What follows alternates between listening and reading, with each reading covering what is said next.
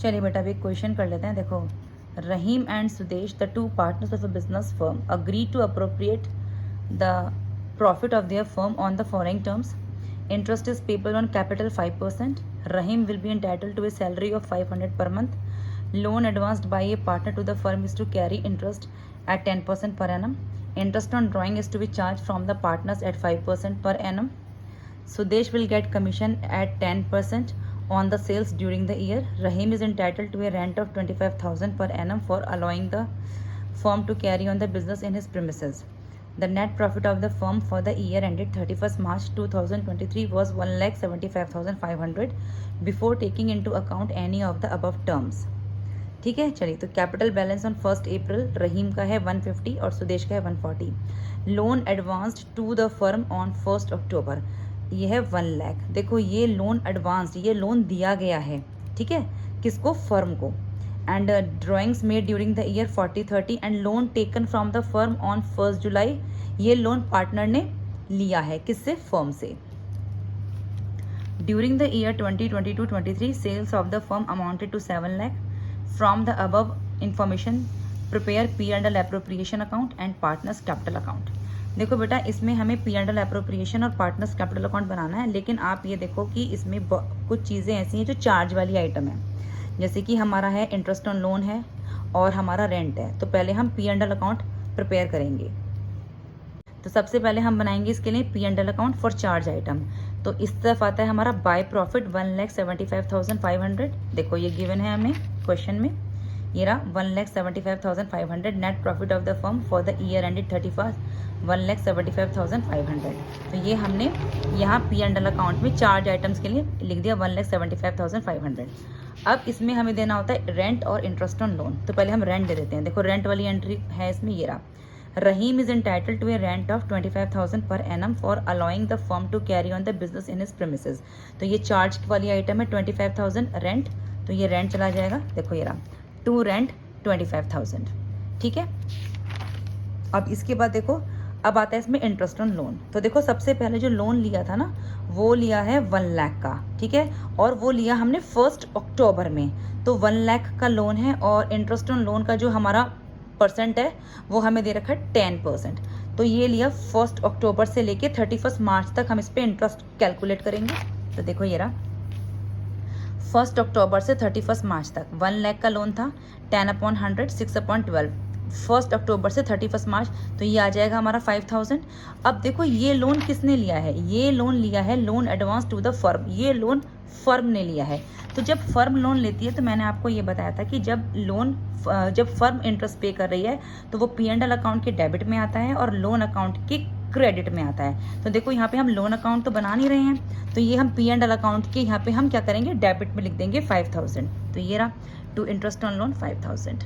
अब हम यहाँ पे लोन अकाउंट तो बना नहीं रहे हैं, सिर्फ P&L अकाउंट बना रहे हैं, तो बस यहीं पर हम 5,000 लिख देंगे डेबिट में. अब देखो दूसरा लोन है हमारा loan taken from the firm on 1 July. ये लोन फर्म से लिया गया है, यानी पार्टनर ने लिया है. कब लिया? 1 जुलाई को. कितना लोन लिया है?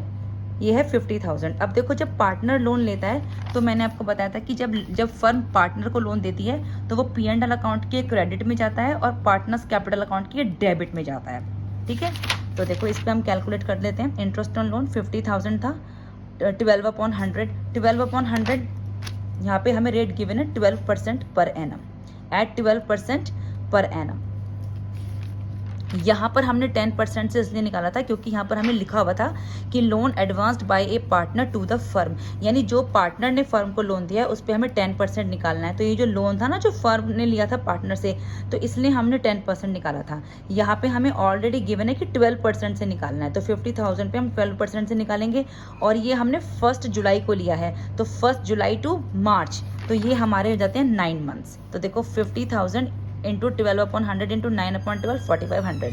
तो अब देखो ये वाला जो है, ये जो हमारा 4,500 आया, ये आएगा हमारे P&L अकाउंट के क्रेडिट में और पार्टनर्स कैपिटल अकाउंट के interest on loan partners capital account के डेबिट में 4,500. ठीक है बेटा. अब देखो अब इसके बाद हमारी इसमें चार्ज वाली एंट्री और कोई भी नहीं है. और तो अब हम पहले P&L अकाउंट बंद कर देते हैं। तो ये आ जाएगा 1,80,000 और इसको हम माइनस करेंगे रेंट और इंटरेस्ट ऑन लोन को, तो प्रॉफिट आ जाएगा हमारा 1,50,000 का।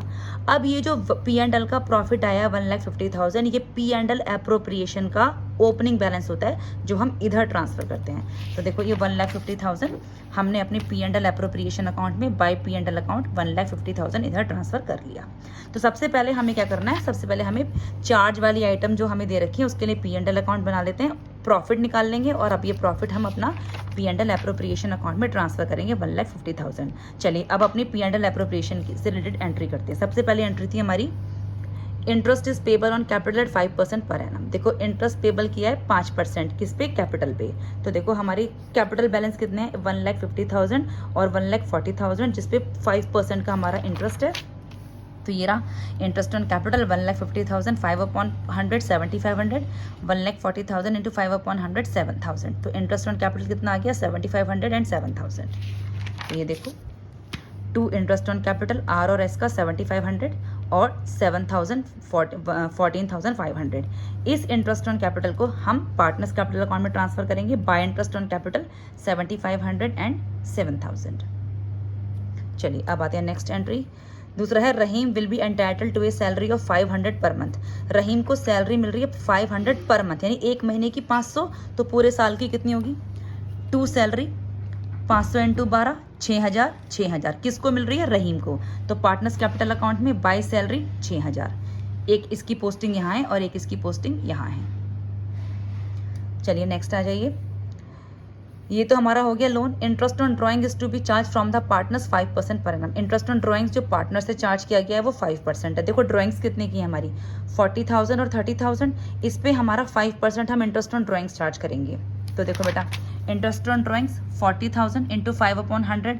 अगर इसमें कुछ भी हमें डेट गिवन नहीं है कि वो कब लिया गया, कब ड्राइंग्स निकाली गई हैं, यहाँ पर भी ड्राइंग्स पूरे साल की दे रखी हैं, drawings made during the year, यानी पूरे साल की ड्राइंग्स हैं। तो हमारा जो रेट ऑफ टाइम पीरियड होगा वो होगा 6/12।